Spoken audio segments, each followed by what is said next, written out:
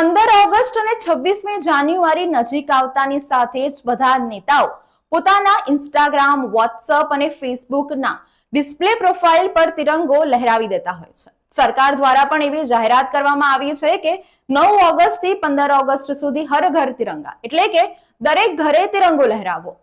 બધા જ કાર્યકર્તાઓ, નેતાઓ પોતાના ડિસ્પ્લે પ્રોફાઇલ પર તિરંગો લહેરાવીને પોતાની નૈતિક ફરજ પૂરી કરી રહ્યા છે, પોતાને રાષ્ટ્રભક્ત ઘોષિત કરી રહ્યા છે.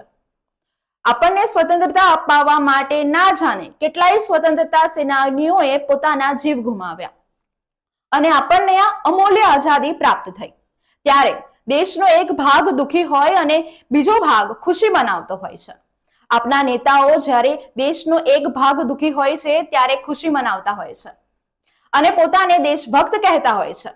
યાદ તો હશે ને, રાજકોટ અગ્નિકાંડ વખતે જ્યારે રાજકોટ દુઃખી હતું ત્યારે વડોદરા મહાનગરપાલિકાના કોર્પોરેટરો ક્રિકેટ લીગ રમતા હતા.